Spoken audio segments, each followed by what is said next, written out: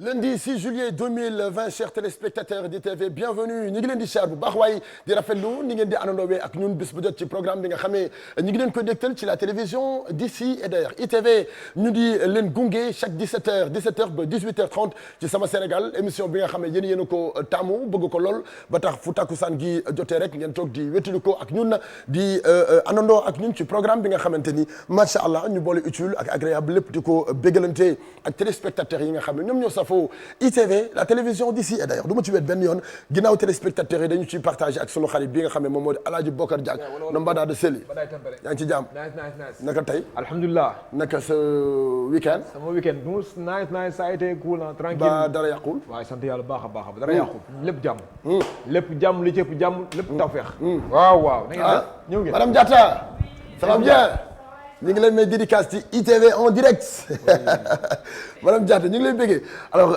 Bokar naka mu. mais nice dogo. yaa ngi cool dogo Fally Maaw Dior. naka weekend bi neexoon na. cool ay weekend moom nice quoi. tubarkalla. weekend bi neexoon na lool macha allah. dëgg jàmm macha allah daal nice kay tubarkalla.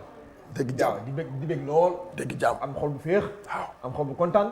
am xol am xel mu daal. ok walaay ndeysaan. ok Sénégal neex na de. walaay réew mi daa neex de. lu mu neex tàngee na noonu nag. réew mi nag daa neex de.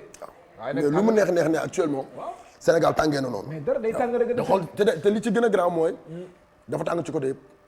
dëgg la de. tàng na ci politique bi. tàng na ci secteur privé bi. tàng na ci mbedd mi. tàng na ci surtout diggante ñenn ñi nga xamante ne ay kii lañ daal quoi. kenn xamul kenn mënut a wax lépp. politiquement moom. c'est chaud. politiquement c'est tàng. tar na lool waaw mais nag yàlla baax na yàlla def ci réew mi jàmm waaw. yàlla def ci réew mi jàmm daal. voilà waaw ndeysaan di béggee di kontaan ñëpp rek fépp waaye mën a nekk maa lay siyaar di la kontaan. mais tey climat bi sax dafa tàng. waaw tey man maa yeewu génn ci biti. waaw. Mbaye sol sama chemise bu rafet. doo ko defati de. doo ko def sama super son. baa la wax lii. donc xanaa chemise yooyu nga xamante ne nga ko tëj ba ci dernier bouton bi ci kaw. donc xanaa ànd ak sa sago ba génn dugg ci oto bi di saxaar. ma wàccaat ndànk dugg ci biir kër gi sol t-shirt. loolu kañ noonu li nga wax ne ban jour la woon. sànq la. ban jour la. li nga wax nii. waaw kañ la. sànq. bi may génn sama buntu kër. donc nga sol chemise ak kii ak yow xanaa jógee woo sa kër wala sama kër nga faral. donc. man dama bëgg a xam ba xam maak yow ñoo bokk lal wala ñoo bokk tëdd kër. ñoo bokk lal. maa ngi yow bokk néeg bokk kër bokk lépp bokk appartement. amul nit ñoo xamante ni buy waxtaan ak ñoom quoi parce que dañuy sosalaate. dogo nag arrêté si li ngay def. non garaaw laisse tomber mais dara. ni ngay xeex ak tàngaay bi nii c'est bien. waaw yaa ma gën a xam. waaw ñi yoo xeex tàngaay bi sama t-shirt laa def bu simple. dinaa caam sama xarit bi. c'est bien dinaa caam merci beaucoup ci t-shirt bi. jaajëf waay kontaan nañu jigéen. jaajëf waay jaarama. Ibou Diaw Harlem Shop ñu ngi koy bëggee bu baax waaye mi ngi àndandoo ak ñun ci ITV donc moom nag moom moo ñu habillé tey ak tàngaay bi li muy tàng j'ai pas l'habitude di sol ay t-shirt mais léegi dinaa koy sol quoi. waaw mais c'est normal la. temps bee ko laaj. dañu dem régie ñu seetaan benn vidéo clip juste après bu ñu dellu siwaatee ñu mën a àndandoo ci sama Sénégal dégtal leen sunu li nga xam ne moom moo di sunu conducteur ak li ñu nar a partagé ñun ak yéen ba 18h30. tombé na ak 17 minutes ci ITV foofu la nga xamee moom moo di ca Ziguinchor ba ca Thiès ñu ngi ciy nuyu bu baax a baax ki nga xam ne moom moo di Ibou Diaw Harlem Shop mi ngi lay béggee bu baax sunu xarit la waaye nekk fidèle téléspectateur bu ITV nekk fidèle auditeur bu iRadio sopp lool Padros bëgg lool Ibou Diaw ñu ngi lay béggee bu baax a baax duñu fàtte monsieur le maire Fallou Amar sunu maire bi maire Kaolack futur maire bu Kaolack Fallou Amar ñu ngi lay siyaar bu baax a baax di rafetlu bis bu jot ni ngay àndandoowee ak ñun ci sama Sénégal sopp nañu ko bëgg nañu ko lool ba tax fu waxtu wi jotee rek dañuy àndandoo ak ñun ci loolu nag la ñu leen di dégtale lépp luy actualité nekk hors du jour voilà bis ci bi comme bis bu jot Babacar Fall dina ko jaram mu dem jëli ji actualité yi ci àdduna bi yëpp foofu li nga xam ne moom moo di ci rédaction bu ITV ak iRadio ngir mën a dégtal téléspectateurs yi li nga xam ne moom moo di information du jour yi nga xam ne dañu koy am Babacar Fall salaamaaleykum aleykum salaam Fadro. waa yaa ngi ci jàmm. waaw ñu ngi sant bu baax. na mbaɗa aɗa selli. a nani halpular. déedéet dégguma halpular. min mi nani halpular de oɗo ko halpular. Bokar. Bokar salminima o halpular salminima. mais salminima ko halpular salminima. bay tey nga ko làkk lu mu dégg rek. nuñ ko ci halpular. Babacar Fall no mbaɗɗa. Selli. no mbaɗɗa. no mbaɗɗa mooy. Sénégal c'est-à-dire da nga naan mbaɗa selli. xoolal Sénégal kii bi nu mu tudd njaago bi. bambara bi. olof bi joolaa bi. ñun ñëpp dañuy làkkante suñu biir. tout à fait. yaa ngi dégg parce que da ngay gis joolaa ak olof bu dëkk ci benn kër. waaw nga dem nga jékki-jékki rek dégg olof bi di làkk joolaa. dëgg la de. loolu mooy partage bi ñuy partage. dëkk bu yàgg Babacar Fall mii. li ñu koy wax nii xam na ko bu baax waaye daa bañ a def faute. ndax kersa la am. waaw merci comprendre man xam naa ne mën nga làkk. mais bëgg ngaa dégg est-ce que bëgg ngaa dégg. ah bien sûr. mais boo bëggee dégg doo am kersa de affaire yi boo bëggee dégg da ngay ci wax la saf. waaw loo bëgg a dégg da nga koy imposer rek di ko làkk mais nag amul. baal ñu jàng ba si kanam rek sant yàlla. ñu bàyyi la nga nuyu teg téléspectateurs yi. waaw ñu ngi nuyu téléspectateur sama Sénégal yëpp. fas yéene indil li nga xam ni moom mooy actualité yi nga noté ci journée bi. très bien nga fas yéene dégtal actualité yi ñu noté tey ci journée bi dañu koy doori ak ki nga xamee moom moo di El Pistolero Moustapha Cissé Lo. waaw yow yaa ko wax de. waaw El Pistolero. El Pistolero. mais ñun moom baal ñu wax Moustapha Cissé Lo rek. non yow la waxal Moustapha Cissé Lo ñun El Pistolero lay wax. coow Moustapha Cissé Lo nag je pense que Sénégalais yi moom lañ weekendoo. xëy tey ci altine bi tamit yeewoo ko. moom nag après ay audio yoo xamante ni diffusé nañ ko ci internet bi. danoo xëy ñu ni waa Alliance pour la République di parti bi mu bokk. ñoom jël nañ dogal. APR. dàq ko ci parti bi nga xamante ni ci la bokk. ndax waaw ñoom ndax enregistrement yi waaw. enregistrement yoo xamante ni je pense que mi ngi daw ci réseaux sociaux yi. naka la demee enregistrement yi. waaw enregistrement yi nag ay kaddu la yoo xamante ni jëmale na ko ci ay ñum naataangoom yu bokkal APR ku mel ni Farba Ngom ak Yakham Mbaye mais ay kaddu yoo xamante ni xëy na kaddu yu xaw a doy waar. yu xaw a. tegginewul daal yu tegginewul waaw ay saaga. voilà day dagg rek di teg moom. day dagg di teg rek de. dagg rek di teg. waaw. léegi nag kàddu yooyu moo xaw a siiw ci net bi. bu ko defee mu jur coow nag. je pense que soo ba léegi ñu ngi ciy coow. bu ko defee ñi nga xamante ni ñoom la bokkal parti. xale yi sax ñu ngi koy partager ensemble ñu ngi noonu. voilà xale yi sax ñu ngi koy séddoo. léegi nag ñeenti ñii lañu xëyee tey ci réew mi. di partager seen i ay voix ak seen i ay doxalin ci li nga xam ne jot nañu ko partager ci seen biir. kenn ku ci nekk ma ngay waxal sa morom. waaw dëgg la bu ko defee li tax mu waral coole tamit mooy que Moustapha Cissé Lo comme ni ñu ko xamee nekkul ku ndaw ci réew mi. koo xam ne député nga. nekk vice président assemblée nationale. jiite woon fi parlement bu CEDEAO. xëy na loolu moom moo waral coow loolu. lu ci mënti am daal commission de discipline bi nga xam ni moom la mooy parti bi mu bokk di APR. ñoom jël nañ dogal ni dàq nañ ko ci li nga xamante ni moom moo ci seen parti. ci ngoon gi tamit. ñi nga xamante ni ñoom ñooy waa assemblée nationale bureau bu assemblée nationale. ñoom tamit génne nañ benn communiqué wax ni ñi ngi ñaawlu bu baax. loolu nga xam ni Moustapha Cissé Lo def na ko. démissionné wul assemblée actuellement. waaw annoncé na woon nañ démb ni dina déposer démission am ci bureau assemblée nationale pas tekki ndooma tam député. mais xam nga moom dafa bokk bureau assemblée nationale. annoncé woon na ni tey dina dem déposer lettre de démission am ci bureau assemblée nationale. mais ba fi ñuy wax ak yow nii amuñu firnde ni lettre boobu déposé nañ ko. kon papa Moustapha Cissé Lo lu ko jaral yéen ñii tamit. papa bul démissionné. doy na waar. bu mu démissionné bu mu démissionné waaw bu mu démissionné yow loolu nga gis coow lu mu bari. waaw xoolal am na neneen nu ñu koy réglé. waaw sa digganteeg Yakham Mbaye sa digganteeg keneen ak Farba Senghor digganteem ak Macky Sall noonu xool noonu ko réglé mais bu démissionné. j'espère que dina la dégg. voilà peut-être non mi ngi seetaan. waaw. doomam sama xarit la Cissé Lo. Junior Cissé. sama xarit la mais Junior ñu ngi lay nuyu bu baax a baax leneen li ci tegee comme actualité tey ku ne di ko waxtaanee bi ñu xëyee tey ci suba si gan gu bees daal di dikk ci sama Sénégal di Tok Tok Sénégal émission boobu nga xamante ni moom moo xëy ngir fas yéene gunge téléspectateurs yi bis bu jot bu matinal bi ci matinal bi 6h du matin 6h30 ba 9h du matin. tey nag la ñu ko door ak équipe bu Tok Tok Sénégal. waaw je pense que leer na noonu la demee moom mooy émission bu bees boo xamante ni waa TV teg nañ ko chaque jour de 6h30 ba 9h Tok Tok Sénégal di émission ba équipe bu DJ Books waaw ànd ak ñeneen ñi nga xamante ni ñëpp ñu ngi ñu ci bari ci rédaction yi lan nekk ñëw jox waa Sénégal li nga xam ne moom moo dellu ci wàllu domaine yu bari actualité dina ci am rubrique yu nekk mi ngi ci daal bu ko defee kon loolu nekk émission bu bees boo xamante ni chaque jour lay doon à part de 6h. est-ce que xam nga dañu ni ITV la télévision d'ici et d'ailleurs. et d'ailleurs waaw. iRadio la radio d'ici et d'ailleurs tey la confirmation bi tey laa ko gën a gëm man. ok tey suba bi ma xëyee suba teel.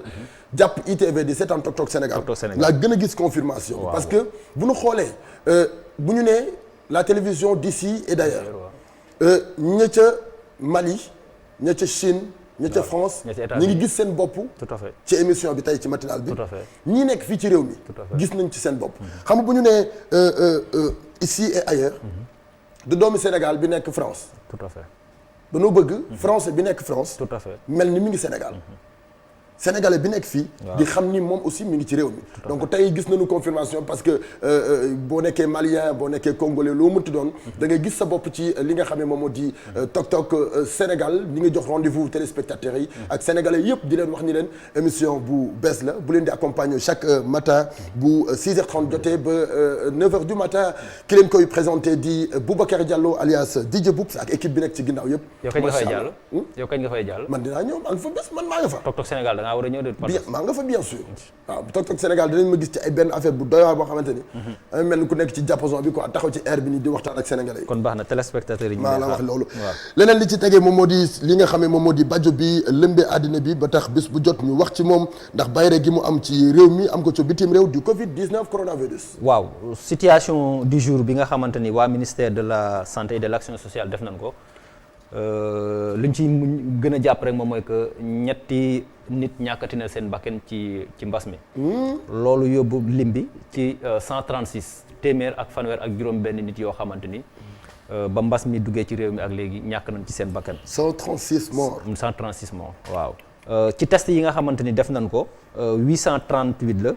78 cas ñoo ci ñëw nekk positif 78 cas yooyu 52 yi nekk ay cas yoo xam ne ay cas contact la.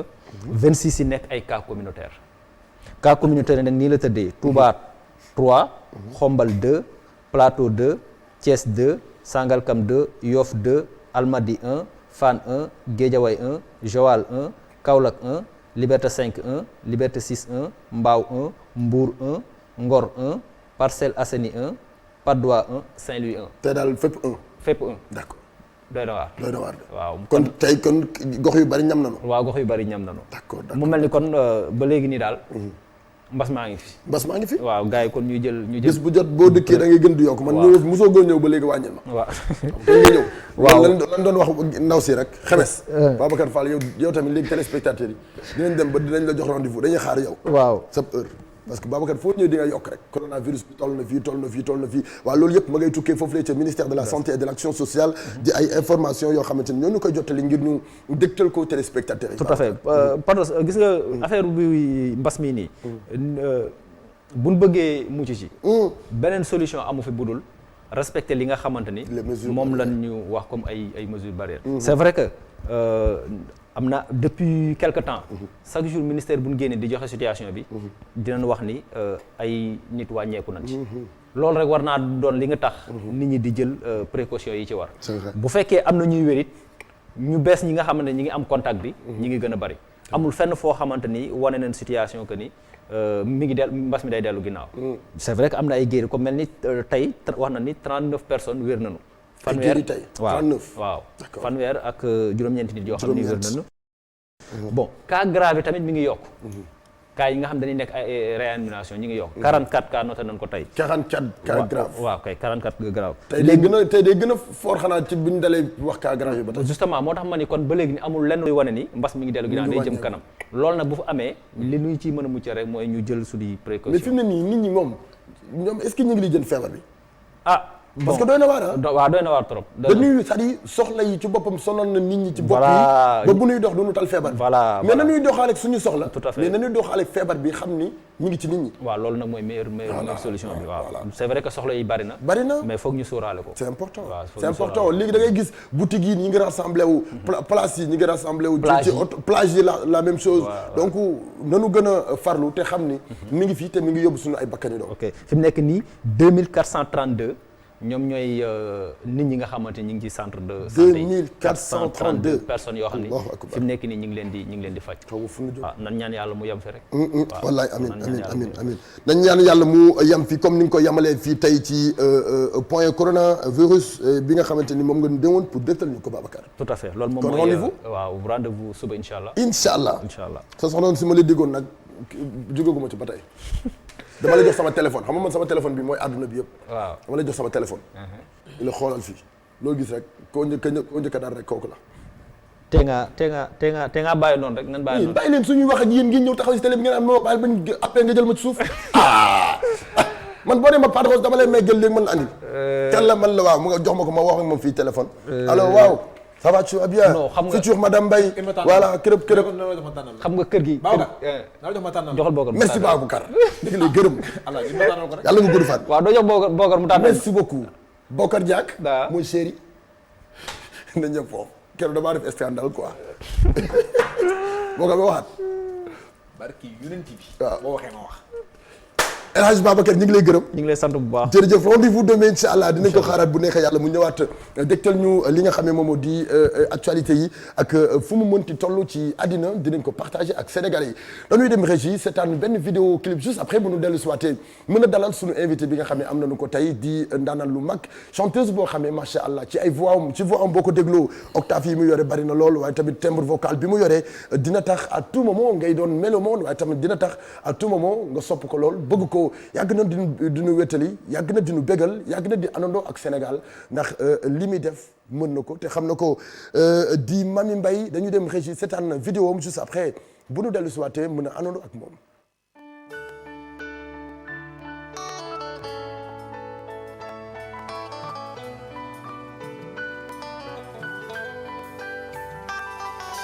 su may wax ci waa ji xam ma fu may tàmbalee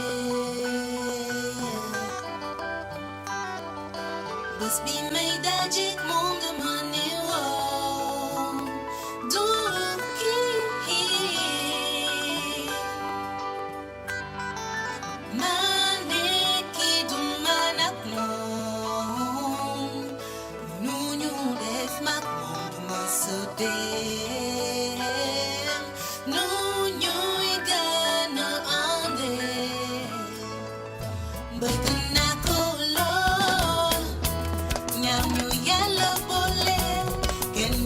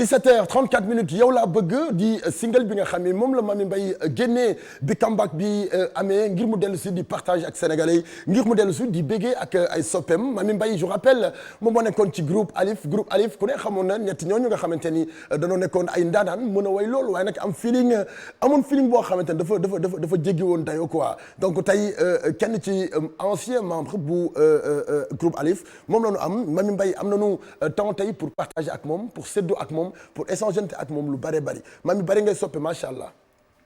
Mamy bari ngay soppe torop te Mamy bari ngay xamel man li ma ci jaaxal Mamy Mbaye la ñu invité ñëpp di ma woo sama xarit nga invité ndeysaan sama xarit nga invité lu raar lu may am ci artiste sama xarit nga invité man leen Mamy mi moom lii lan la ba jàmm mais naka mu. ça va maa ngi ci jàmm maa ngi sant bu baax. ba ascenseur yi sonal la wala ci kii bi nga jaar escalier yi. waaw ascenseur yi waaw parce que bëggoon naa wax escalier pour wane ni que damay sport ak yooyu mais ascenseur laa jël daal man sportif la nag waaw loolu yëpp dinañ ko waxtaanee ci kanam tuuti mais ñu ngi lay nuyu di la bàyyi nga nuyu teg téléspectateurs yi di la nuyu Padros di leen nuyu yéen ñi ma fekk ci seen plateau vraiment kii damaa bëgg nag bul ko considérer fii mu toog nii jàppee ko benn waa ju toog di ataaya rek ay waay déet moom lu ko neex lay def kii déet waay Jack Brada la tudd moom dafa baax donc dafa baax sama doom bàyyi la de looy wax na nga ko xam. waaw. ñoo bokk benn papa Mbaye la sant ba sant Mbaye. jongo ba jàmbur lu ci kii am na jëkkër rek leen. di la nuyu vraiment ñëpp ñi leen di suivre. et li nga ko wax rek di nuyu sama soppe yi sama am di jàmm yi vraiment ñoom ñoo baax rek. c'est vrai. ñoom ñoo baax rek. Mamy daal mu ngi fi ñëwaat na. d'accord mais comeback bu Mamy dafa xaw a am benn succès bu mu àndal. comeback bi dafa spécial quoi te c'est pas facile nga dem toog lu yàgg jékki-jékki dellu si waat rek buntu yëpp ibbeeku quoi lan moo ko liggéey. sant yàlla d'abord je me dis que liggéey bi ñu commencé woon la parce que li ñuy wax rek liggéey moom na jaar yoon. bu jaaree yoon foo ñëwaat fekkaat ko fa. ça c'est un de deux li nga wax ci am di jàmm yi ça se voit parce que nit ñi boo sekkee ak ñoom jàmm rek. lu bari dina la yombul boo leen soxlawee tey di nga soxla benn Padros lu mu busy il va t'accorder du temps ak keneen loolu mooy wane ni que àdduna daal amul solo nañu sekk jàmm lépp dans le respect après voilà maa ngi jéem a liggéey de xam naa maa ngi mais travail bi la ñu bëgg travail de communication stratégie de communication bi nga def pour comeback bi réussir quand même. waaw travail bi xëy na ñi nekk sama ginnaaw ñoo ci jàpp bu baax a baax parce que Mamy kese mënul dem à l'instar de Maria Augusta Alioune Badara Ndiaye Lamine Ba ñoom Dame Lam donc vraiment ñi ci jàpp bëri nañ te dañ ci jàpp te yàlla rek tax donc comeback bi nekkul da nga ñëw nekk ci structure label wala dara. non nekkuma ci benn label individuel ah oui waaw nara ñàkkante waaw dina métti et métti na parce que ça demande beaucoup de choses ça demande de l'effort physique ça demande des finances parce que ñëpp xam nañ ni que enregistrement surtout bu baax cher na clip cher na ainsi de suite mais ñu ngi xeex mais xam naa du ñàkk yow millions yi di nga sànni ci millions yi Mamadou Ibra Kane rek ni ko Mamadou tibbal ma ci kees kër gi rek jox ma jot déggal loolu waaw mu ngi noonu yaakaar naa dina gën a baax comeback bi dina réussir alors pour fàttali téléspectateurs yi pour fàttali sénégalais yi Mamy Mbaye moo nekkoon kan ba tey comeback amaat. Mamy Mbaye moo nekkoon une des membres du groupe Alif. D'accord. Donc composé par Myriam Omi ak Mamy. D'accord. ñoo fi voilà woyoon raarati mu neexoon xale yi neexoon mag yi. c'est vrai hein? Si je me rappelle bien c'était en 2007. 2006. Bon, disons 2006 l'a intégré Alif. Okay. Donc Raarati est sorti 2007-2008. D'accord. 2007-2008. Ouais. D'accord mu ñëwoon def benn cartonné affaire yi ci toile bi tey succès boobu ngeen amoon yéen groupe bi lan moo ko yàq lan moo tax succès bi jékki-jékki rek kenn gisatu ko parce que da ngeen a déggoo woon ni ngeen doon àndee ñii dañuy rap bu leen neexee ñii dañuy way. c'est-à-dire talent yi dafa bari ci yéen les trois yi nga xam ne yéen a ngi doon ànd. waaw dëgg la c'était diversifié moo taxoon mu neex. parce que Myriam dafa doon rap lu neex. Oumy woy lu neex. Mamy woy fële ainsi de suite donc neexoon na. mais li ñuy wax rek parfois ànd day am parfois séparé wu am donc loolu ça existe dans toutes les relations. depuis quand ngeen séparé wu. disons 2009-2010. Kon 3 ans de carrière ngeen partagé ensemble. Voilà, 3 ans de carrière la ñu partagé ensemble. Et malgré cette séparation, c'est juste une séparation professionnelle.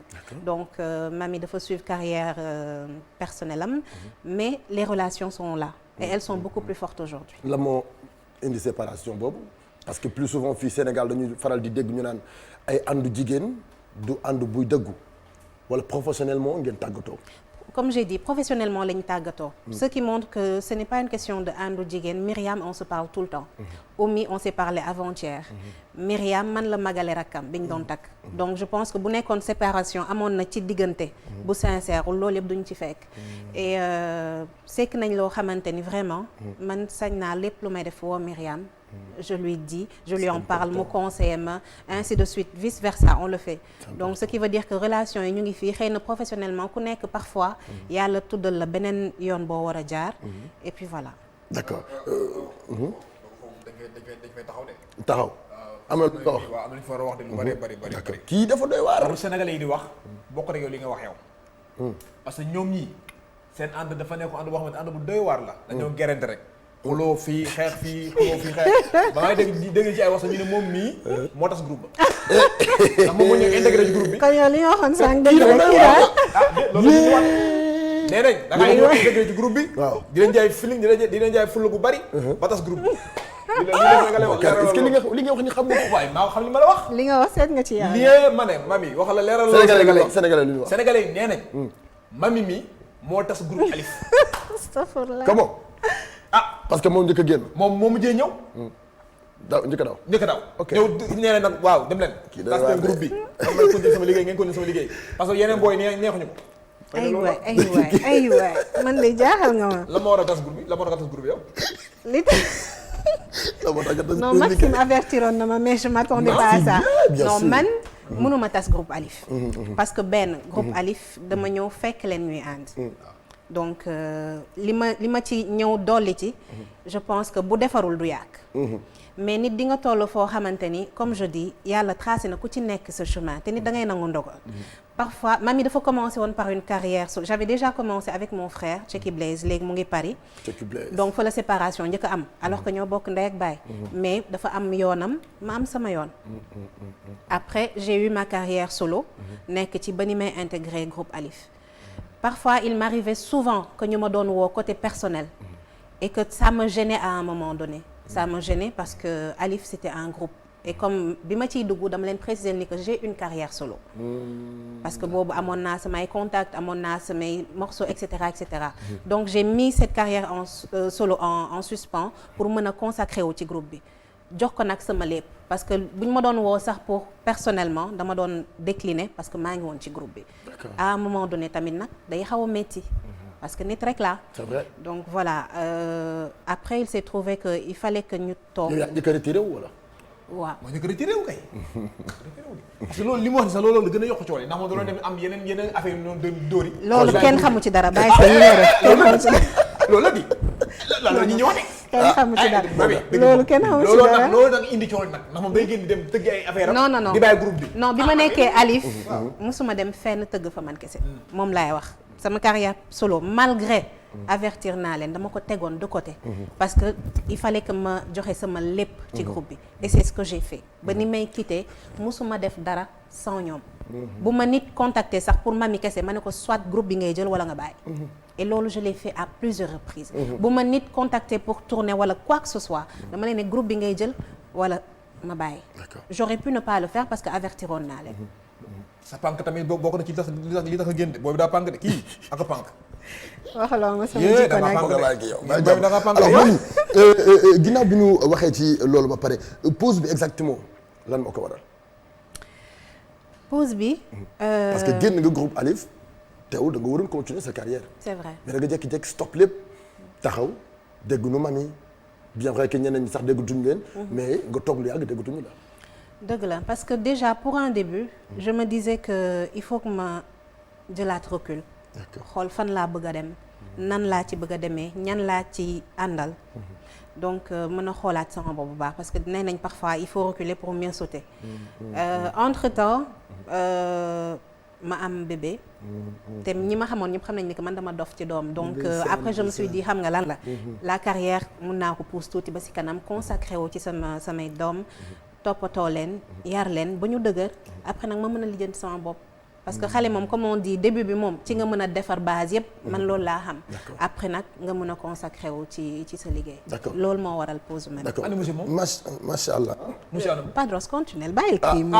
déglu rek monsieur Adama. Padros doo continuer. dañuy continuer suñu waxtaan. déedéet. waaw bu dul non liggéey moo ñu fi indi bàyyi ñoo waxu liggéey. waaw leeral la sénégalais rek. tamit mais attends loolu dinañ ci wax. waxi monsieur bi alaaji. waxi monsieur bi. dinañ ci ñëw léegi waaw waxi monsieur bi dinañ ci ñëw. parce que man mii sax ñu ngi ma koy laaj mais je veux pas di ko poser question bi quoi man sama waaw bu ko poser nañu wax ci liggéey bi nañu wax ci liggéey voilà man promotionnellement dinaa la wax alors après dama bëgg xam man sérieusement talent bi nekk ci yow ma ne lan moo ko def parce que bu dee ay way bu nu bëggee dégg traditionnel man xam naa ne mi ngi ci yow bu nu bëggee dégg moderne man xam naa ne mi ngi ci yow musicalement da nga maîtriser musique da nga xam exactement sa voix li muy laaj nga di ko jox de par ces chansons yi nga xam ne dañu koy dégg des fois dañuy découvrir exactement que kii bari na lu nekk ci moom te sax ñun découvrir agul ko lan moo liggéey sa talent ak facilité de chanter bi nekk ci yow. d'abord peut-être xëy na ndogalu yàlla. yàlla may ma tuuti ci musique. ensuite amour bi ma am ci musique. et puis surtout famille bi ma juddoo. bi nga xamante ni c'est une famille de mélomanes c'est une famille d'artistes donc ma màggee ci musique yaroo ci bëgg ko donc ça a un peu facilité les choses ak toppandoo yi géwël la waaw dafa doon na way waaw ba pare ay way doogee nekk ci moom waaw d'accord continue donc voilà après da ngay jéem a gëstu di nga am ñoo xamante ni xëy na doon nga leen déglu depuis xale et puis man samay parents dañu mës a bëgg musique donc musique moom c'était tout le temps à la maison dans la voiture fu nekk. ku la inspiré. amour bi sama parents yi am ci musique waaw y a rien d'autre amour bi sama parents yi am ci musique. teewul bi talent bi nekk ci yow nga xam ko jàng nga ko wala. jànguma ko. d'accord à part peut-être di fréquenter des professionnels jël benn coach vocal. bi nga xamante ni parce que voix dañ koy toppatoo ni ñuy toppatoowee yaram. donc muy Adolphe Coly nekk. voilà nekk Douta Seck. donc vraiment il m'a aussi beaucoup aidé. beaucoup aidé parce que parfois am na ci yooyu jaar ci àdduna ci stress ci lépp. day jàpp sa voix.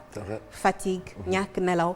donc yooyu tu as besoin d'entraîner ta voix toppatoo ko et tu as besoin d'un professionnel derrière donc Adolphe jàpp na ci bu baax a baax ba tey jii sax mu ngi ciy jàpp malgré Covid bi mu ngi ciy jàpp malgré Covid bi alors bëgg naa ci kanam tuuti ñu wan la ay photos donc ñu partagé ndoo ko ak yow bu fekkee dina disponible ci côté régie voilà léegi dañu lay wan ay photos avant ñuy dikk ak yow ci partie bi nga xamante ni dañu koy jël di ko piéger suñu ay invité des fois ci émission bi ci côté culture générale la bokk mais bon dañu lay wan sa ay photo ba pare waaw dañu lay wan sa ay photo ba pare ñu doogay dikkaat ci projet yi yeggale juste pour ñu gën a détendre wu quoi parce que ñu ngi ci tàkkusaan gars yaa ngi teg seen caay ma xool photo bi njëkk a ñëw lii kañ la ak lii fan la woon lii benn soirée la woon benn soirée si je me rappelle bien soirée Checky Blaze la woon sama frère. C'était en quelle année? je ne me rappelle pas du tout. Peut-être en 2012. waaw xëy na côté ay 2012. C'est pas possible alors tey photo yi boo ko gisee changement am na wala amul. changement day am. jigéen day changer. C'est vrai. Pour certaines. parce que ku ci nekk yàlla ni mu la bindee. maintenant dañuy jaar ñun ci maternité. dañuy jaar ci beaucoup de périodes. on a des hormones et cetera y a beaucoup de choses yi tax jigéen di am période yoo xamante ne da koy changer ci àddunaam. donc changement am na ci moom. macha allah su fekkee baax na ñu xoolaat rapidement beneen photo ñu commentaire ko ensemble lii.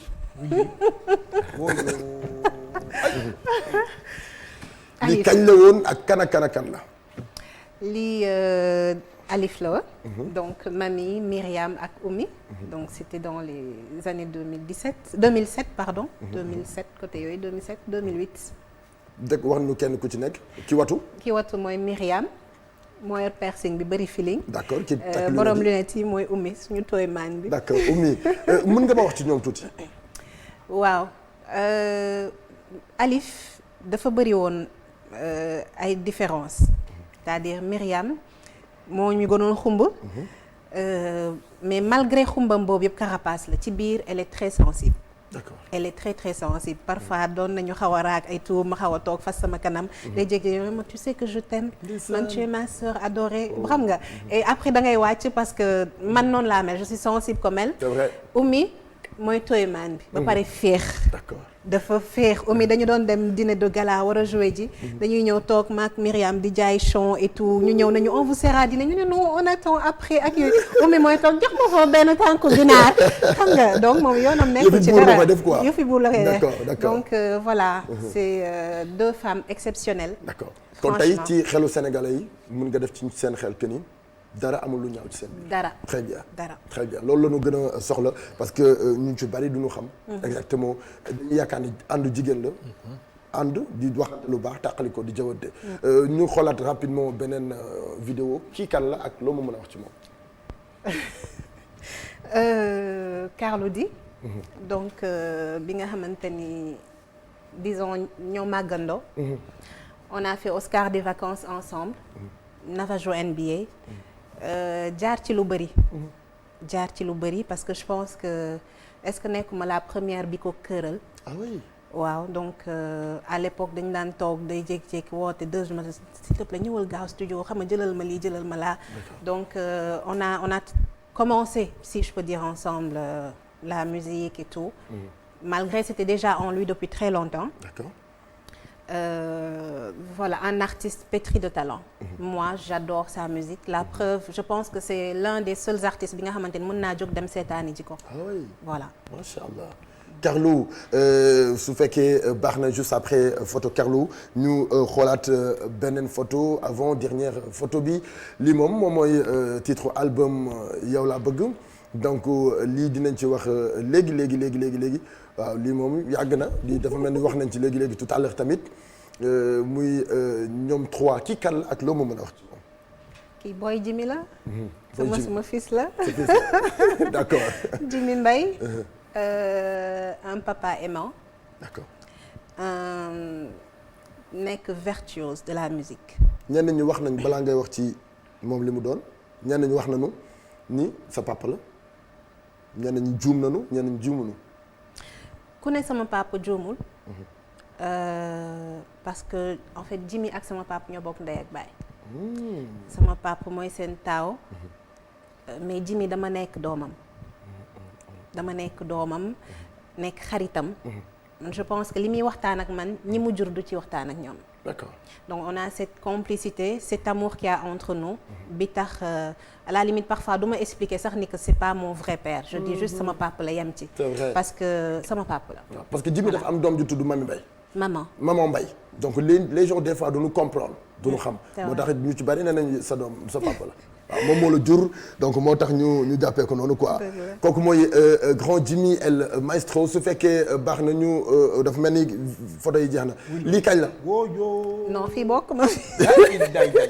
non fii nekkuma fi bi c'est Myriam. Ndiaye la Ndiaye ak. Siste Ndiaye. waaw. d'accord Siste Ndiaye la.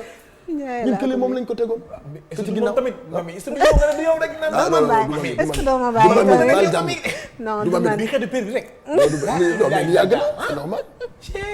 li yàgg na li yàgg na dafa mel ni photo yi jeex na ca kanam ñu dikk ci côté culture générale donc benn parenthèse bu gàtt la ñoo xamante dañu la koy wan donc nga wax ñu ci ñoom tuuti mami tey dellusiwaat nga naka la mami tegee projet yi pour comeback bi tey pour Sénégal jotaat ci parce que comme ni ñu ko ubbee tout à l'heure maak yow comeback bi dafa am succès comeback bi dafa ñëw ànd ak ay projet comeback bi dafa ñëw ànd ak affaire yu bari.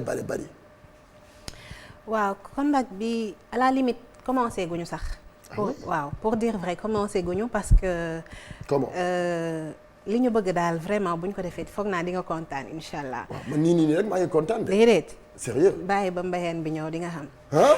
donc ce que je veux dire mooy lu li gën a tax mu jël temps c'est parce que comme tu l'as dit tout à l'heure Mamy toog na lu yàgg donc buy ñëwaat warul bâcler liggéeyam warul génne du n'importe quoi parce que fan si li ma gën a jàppaloo mooy fan si jàpp boobu ba tey teggiwuñu tànk bàyyiwuñ ma et ça me touche tellement que parfois même que booy bëgg a xaadi sax da ngay ne tu n'as pas le droit. C'est vrai. parce que ñii defaloo leen lii tax ñu jàpp la te tëw a bàyyi donc yow tamit tu dois te préparer. Bien sûr. donc la projet yi comme je dis un album se prépare Surtout. mais avant qu'il sorte dañuy génne single yi neexal gars yi. C'est vrai. donc il y a eu beaucoup de choses qui ont été faites ak bon liggéey naa ak waa Gelongal am ñoo xamante tamit vraiment paraît-il def ngeen benn affaire yi. on a fait quelque chose man ak Moussa bu tudd Love. Moussa.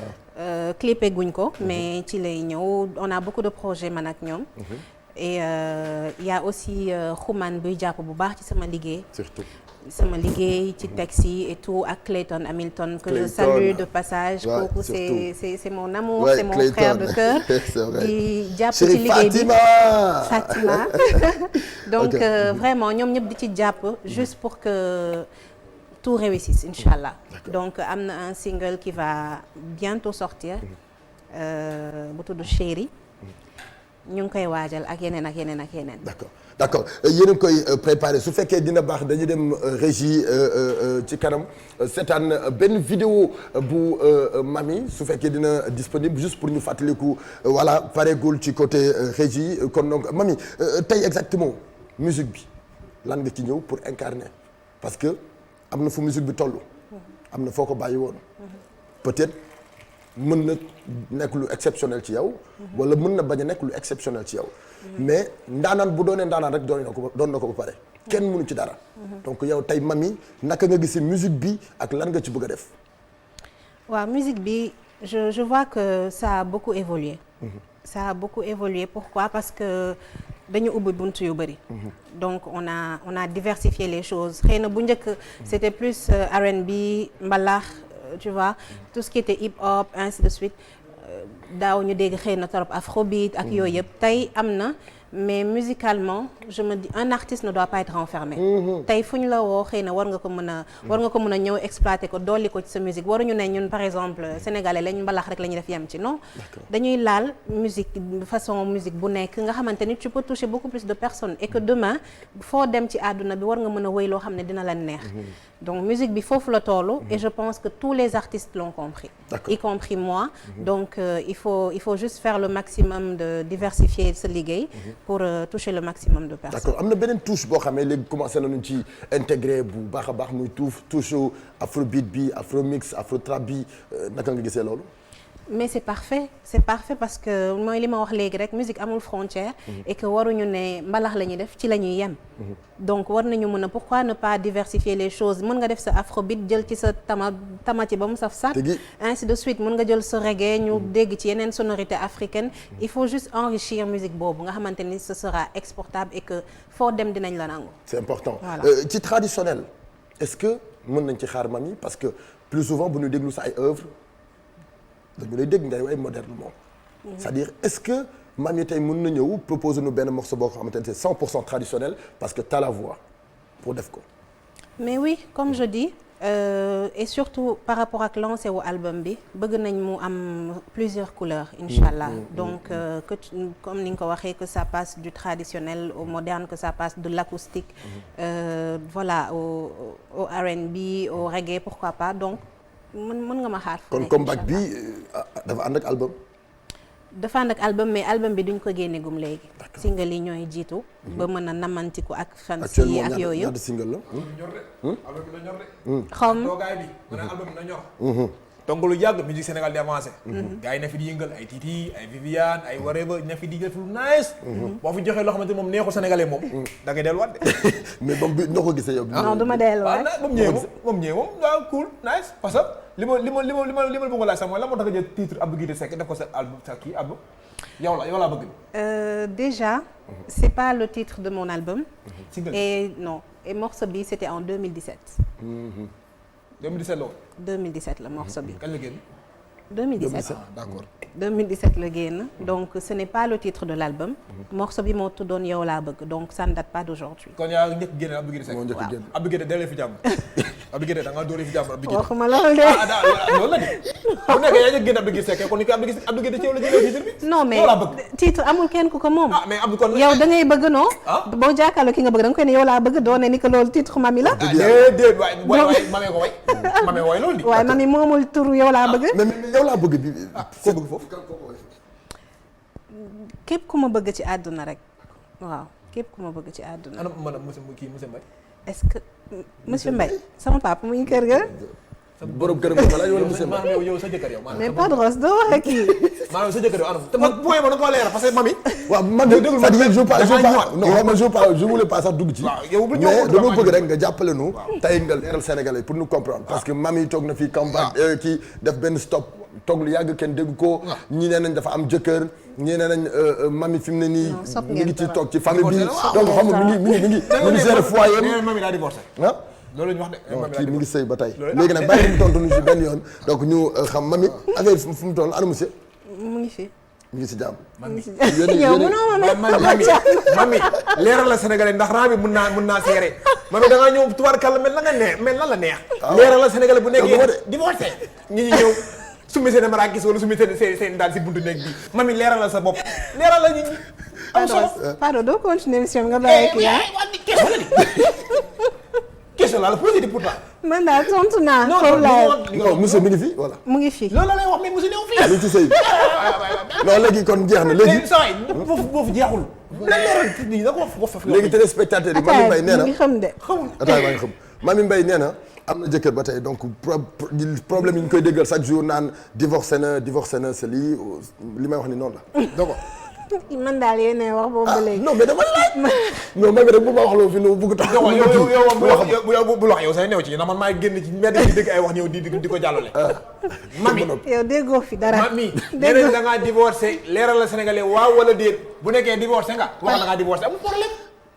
mais laaj ngeen ma monsieur nee naa leen monsieur mu ngi fi kay jeex na. yow xanaa da ngay ñëw summi sa daal. boo di waxee summi sama daal yéen boo di waxee summi sama daal summi sama daal laay mais toog toogaaral toog ba ñu summi foo ne. c'est normal mami jigéen la yi mënut a ñàkk ci waxtaan wi donc ñu ngi koy gërëm bu baax régie mën nañu dem seetaan clip bu yow laa bëgg bi léegi su fekkee baax na. Ramatoulaye bu ko defee ñu mën a béggee ak voix am donc bu ñu dellu si waatee léegi gën a mën a partager ak téléspectateurs yi ci Sama Sénégal.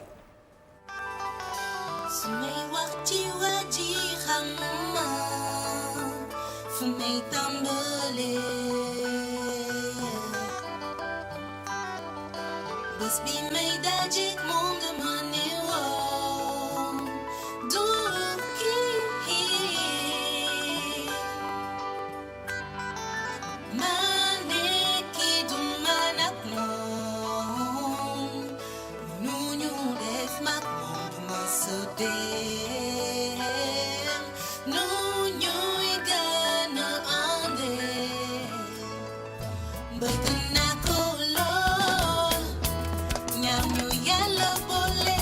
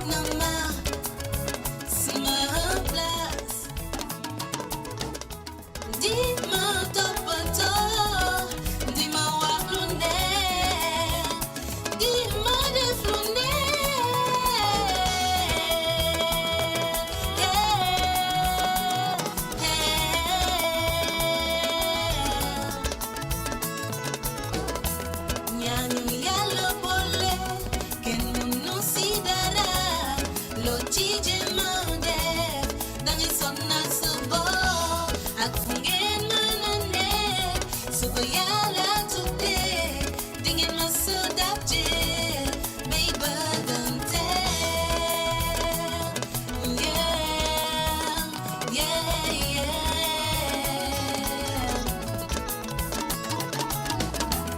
suma la gisulee man damay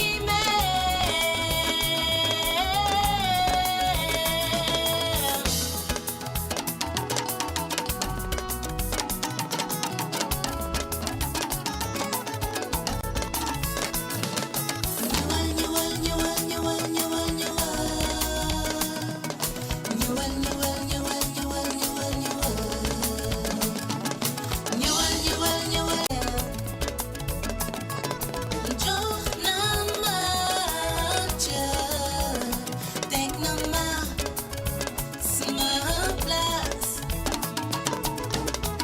di ma toppatoo di ma wax lu neex di ma def lu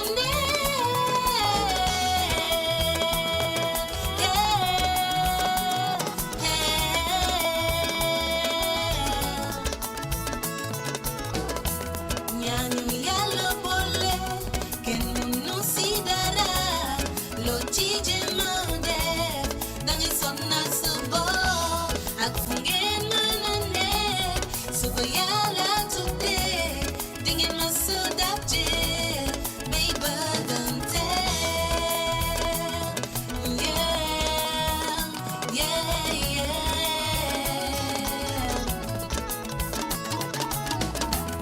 suma la gisulee man damay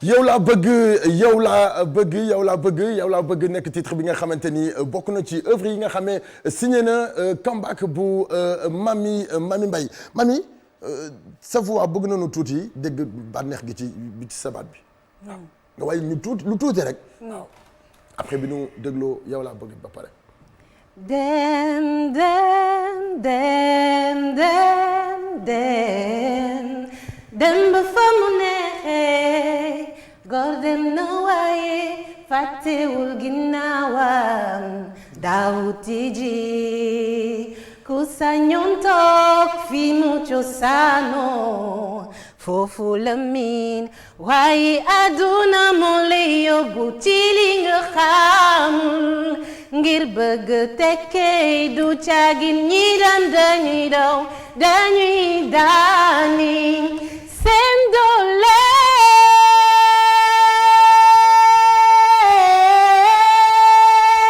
moo tax ñuy dem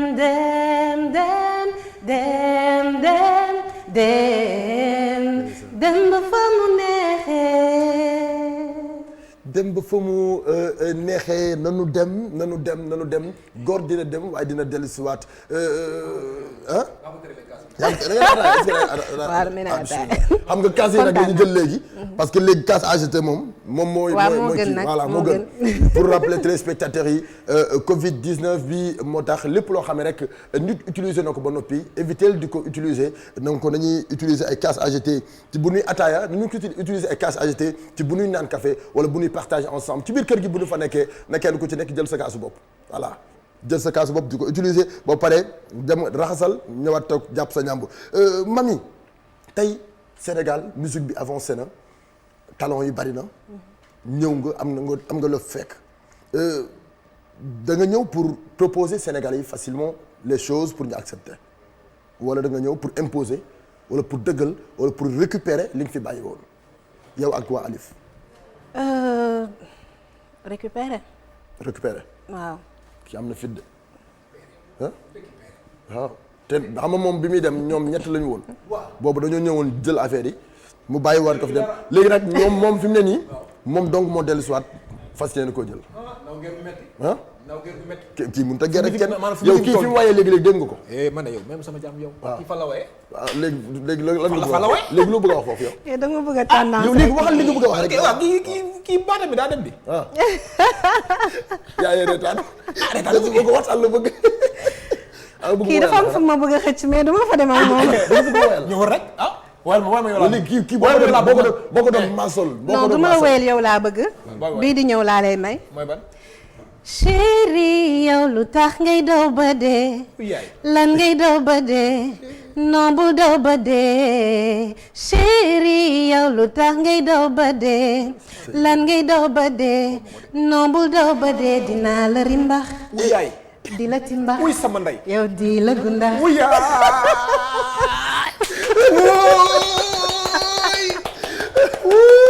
très bien mën nga way mu yow mën nga way de yow mii foo ne baax na yow saa wax du mu ci dóor sama doom am nañ problème ne réew am nañ problème kii di Viviane Ami Collé ñangam sangam am ngeen problème yéen ngeen gaañ ñoom ñëpp ah d'accord alors mami ñu dellu régi su fekkee baax na ñu dikk ci benn partie boo xamante ni doonu koy def piège la nag xool ba xam nga ñii wala xamul non damay laaj rek ba xam peut-être moom xam naa ne di nga ko xam non du ma ko xam moom léegi Rama ñu xool photo bi njëkk pour fàttaliku ñeneen nit ñi aussi ci la bokk kii njëkk a ñëw mooy ci kan ñi ñal la bidéo bu bees ah ñi du waa bidéo bu bees xoolal ñoom laa gis de man kana bay di bidéo bu bees d'accord yéen ñi ci ginnaaw li ngeen di wax mi ngi ñëw ba fii bay di bi non j'ai même pas entendu ah oui non yàlla xam man ñi ci ginnaaw nga dégg non bay di dama ko xam bu baax d'accord très bien ñu xoolaat beneen photo rapidement mu wax ñu ñooñu couple bi kan la Abdou Diouf ak Elisabeth oh très bien tàccu ko ñu jox la beneen photo nga xool wax nu ñooñu nan la kii kan la ah moi je connais pas joueur ah quel arbitre daa mel ne tanewu ma ngeen kii lan la arbitre wala ma xool bu baax waral ma xool wala ma bay nekk dama am yëpp nekkete de sama bët yi war naa jóg de kii kan la joueur la di Zozoya lii kii joueur la joueur africain joueur boo xamee bokk na ci joueurs yi ëpp soppe ci àdduna d'accord te toroxal na Sénégal ba taay déedéet kay naa la wax ne duut na suñu ay góol ba taay cabaxal moo tax xaw ma ko kon joueur bu njool la nii am feeling Adebayor d'accord Adebayor ay waay jile Adebayor laa wax nii Adebayor mel ni ku ko xamul ci réew mi Adebayor mii ñëpp xam na Adebayor d'accord merci jox ñu beneen photo alors rapidement ñu xoolaat beneen photo takkusaan gi ñi ngi toog suñu biir kër ñi ngi partager ensemble kii kan la. kii mooy Awa Diak. La Diak ñu koy wax La Diak la Linguère. di sama doomu ndey. di sama lépp. di sama wéeruwaay. lii mooy takkusaan Sénégal. waaw yóbbu ngeen ma nag. parce que bu ma ko da ngeen mën photo bi. sànn di moom en fait c'est moom moo tax ñu ne xarit dina gën doomu ndey. parce que muy neex mu ngi fi. muy nakkari mu ngi fi. bu ñu amee lu ñu déggoowul dañuy tëju ci nekk kata. xeex ba mu saf saap. bu ñu génnee longo. lu ngeen am bokk ko. lu mu xam wax la. lu mu mën defal la. bi ma amee sama doom. moom moo jóg dem di ñëw ay tissus di ñëw di ma indil je savais même pas. wallaahi donc course yi ma mënuloon dox moom moo ko doxi te waaw kenn mënul wax lépp daal. vraiment jël sama ay doom def leen ay doomam. ni ma leen mën a gëddee noonu la leen di gëddee pour bëggal leen lu baax. lu mu xam lu takk ci man. jàpp na la. lu mu xam li baax ci man def na ko. donc yàlla sédd ma nag ñu mel nii. ñoo xamante ni awma seen fay te duma leen mën a fay. c'est vrai wallaahi. waaw loolu témoignage la bu mu def ci meilleur amem. bokk na ci ay meilleur amem alxalif mi ngi leen nuyu Baye Khalifa Deme. sama frère mi ngi sedd lu bari ci yow nee na ma Padros sama nit nga invité sama xarit sama lépp. donc alxalif ñu ngi lay siyaar di kontaan ñu bàyyi la nga nuyoonte ak moom xanaa. Ayane Ndiaye sama yaay ji tey li ma jot ci ay appel fii depuis ce matin yaay bu doy waar. am nga yaay bu doy waar nag. bu mën a togg te doy waar. boo dem Ayane traiteur mais yaay booy ñu ngi lay siyaar bu baax Ayane mu ajatu Oumy Diop. waaw di leen ziar ñoom ñëpp. ñi nga tudd nii ñëpp sama ay nit lañ. Khalifa vraiment nekk ku baax. ku am yitte. ku bëgg doomu aadama. vraiment aw ma fayam. Ayane tamit di sama rak sama xarit. waaw yàlla may ma nag ñoo xamante ni en fait ñoo may dooleel. sama belle-sœur Fatou Ba. sama jabaru frère la. wan ma sama photo papa alxalif wan leen ma ko noonu ci suuf waaw alxalif a ngi nii noonu suñu xalif bi. alxalif a ngi nii. papa ji waay. ak jantal Mara. jantal Mara ngi waaw. Seydi Aji Roqi. Aji Roqi waay. alxalif traiteur yi. borom alxalif traiteur papa waay. papa na ma naa la de sama papa ji. waaw di wax c'est day nekk benn genre message quand je parle de ma belle-sœur. parce que sama belle-sœur la mais sama sœur la. c'est-à-dire moom laa gën a jubal ko sama frère bi jëkkëram. alors que pour wane ni que jigéen c'est pas forcément àndu jigéen dafa war a ñagas. c'est vrai. parce que sama lépp la Fatou Ba.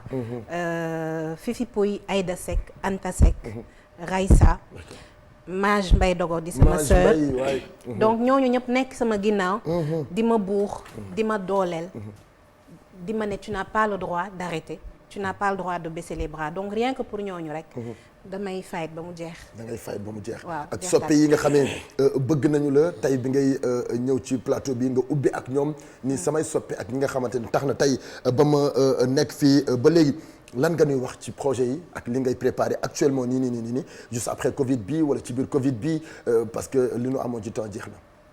waaw donc comme j'ai dit tout à l'heure single bi léegi mu ñëw incha allah mooy chéri. après yow laa bëgg bi quoi waaw chéri de ça exclusivité kon da ngay dem lal sa bal man sama dal lay su mit sama teg faranku laa ci buntu nekk toog di ko xaar maa wax li yaa mën ci réew mais waa ji génn gut ki ba déggoo ki lu mu wax tontu na ko di nee na sama série maa ngi série bi waaw kon jeex na waaw am bay foo ne bay day xalaat waay d'accord donc single baa ngi ñëw incha allah comme fu mu toll nii nag doon nañu xaar peut-être pandémie bi jàll mais à l'impossible nul n'est tenu nit ñi ñu ngi témoigner bu baax a baax ci yow même des messages yoo xam ne xaw ma leen sax voilà en tout cas nit ku spécial nga quoi voilà allez-y. ñoom ñoo baax rek donc ce sera pour très bientôt comme je dis dañu naroon xaar peut-être ba Covid beeg yooyu yëpp jàll mais xamuñu kañ lay jàll. et à l'impossible nul n'est tenu donc là li gën l'essentiel mooy ñu proposer li ñu liggéey. et que comme je disais tout à l'heure namantiku ak gars yi nga xamante ni je pense que fii ak affaire yi di dañ dina fekk peut-être activités yi reprendre concerts yi reprendre nga xam ne là. On va préparer tout ce qui est open press, tout ce qui est concert, tout ce qui est xam nga showcase yooyu yëpp dinañ ko pare. et que nit ñi ñu mën ko teewe. tombé mais nii il faut label ñëw quand même. parce que projet yi xajul ci sa loxo projet yi dafa bari. xam naa ne lépp boo ko naree def da ngay sonn. ah metti na moom mais yàlla baax na. yàlla baax na grand Guissé Pène mi ngi lay nuyu. waaw sama Guissé ex Pène chéri boobu sa ex chéri bi non du ma ko nangu man maa leen di boolewaat jubóole. Guissé Pène mooy jëkkëram. dama la grand Guissé Pène la bëgg nee na ex séeram la dama leen di jubóole. dëgg bu ne ex kii daa am séeru bees muy man. nee na ex kii kon man maa fi nekk nag doo ko ba ma yàqal. kon tam nga fu ma ne amee lu baax nga yàqal ma ko yow. waaw léegi doppi daal sama yoon nekku ci xam naa rang bi seere na mami lan ngay tàggatoo ak lan ngay wax Sénégalais yi tey. di leen wax awma seen fay. mami amul seen fay parce que tey defuma fi dara lii tax tey. fan lañ leen mën di jotee fan lañ leen mën di la fekk balaa maa ngi ci réseaux sociaux yëpp. mami elle a une page Facebook elle a une page Instagram. là peut-être on a changé la chaîne YouTube mais dinañ gis lien yi ci page yëpp. donc di leen wax nañu abonné ci page yi. parce que loolu moo ñuy dooleel. nañu jàppale artistes yi soutenir leen. lu ñu génnee déglu leen. abonnez-vous ci YouTube yi parce que loolu mooy tax nit ñi ubbeeku à l'extérieur. parce que dëkk boo gis loolu moo koy dooleel. seen artistes yi waa dëkk bi ñoo leen di pousse. di leen yóbbu vers l'avant ba nga xamante ni ku leen gis bëgg leen par force. donc dëkk bi population bi yéenay suñu doole. donc jàpp leen ci di wax ni que nag sama fans yi sama xarit yi aw ma seen fay. samay petite sœur. sur Marie Instagram c'est Mami. Mami Mbaye l'officiel. Mami Mbaye l'officiel. sur Facebook c'est Mami Mbaye tout court. D'accord. voilà donc sur YouTube aussi Mami Mbaye voilà buñ ko tapé rek dinañ ko gis. di fóon samay doom na nga xam ne bu ma leen tuddul dañ may dóor. macha allah Fatima Mouhamad et papa. Mohamed ak papa Mounaz et ma maman maa ngi leen di nuyu yéen ñëpp. di leen fóon je vous embrasse très très fort je vous aime très très fort maman arrive tout de suite. très bien merci beaucoup Bokar Diack ñu ngi lay gërëm. waaw ba kan ba si kanam. Ibou Diaw Harlem Shop ñu ngi koy béggee bu baax a baax sunu xarit boobu nga xamante ne. nga baal ma nag je dis juste merci. remercier ñëpp à Monica Beauty bi jaar ci. Monica perruque bi Beauty di remercier bébé Dissé Shop bi may solal tout le temps. ñool ni kaay ni pour tout ñool ni ah kaay ni sañ nga de. bilaay Mami Mbaye raak kaay ni viens par là voilà. donc voilà. di wax merci. jëlee ma ko sañ ci kaw ba suuf jëlee ma ko ci kaw ba suuf. di wax merci à bébé Dissé Shop. sonn Dissé. ci man bëgg toujours may nickel donc waaw. di wax Monica Beauty sama hair styliste boobu moom mooy jaar ci daal bëgg ma charmer sama chérie. daanu naa de man moom daanu naa moom. d'accord merci beaucoup Ibou Harlem Shop ñu ngi koy béggee bu baax a baax depuis foofu la nga xamee moom moo di ca Kaolack mi ngi àndandoo ak ñun soppe ITV la soppe i rajo la donc sunu nit nga ñu ngi lay gërëm bu baax Fallou futur maire ñu ngi lay béggee bu baax a baax chers téléspectateurs rendez-vous demain Bokar merci beaucoup. Merci Mami. Merci à toi. Merci beaucoup Dami merci Sidi merci beaucoup ki nga xam ne moom moo di Bara ñoom ñëpp ñu ngi leen di gërëm Assane ci côté coordination waaye aussi ñu ngi gërëm bu baax ki nga xam ne moom moo di Djemo ci côté son merci beaucoup Ramatoulaye ci côté réalisation Kanta Padros tout à l'heure sur radio 19h ba 20h45 à demain.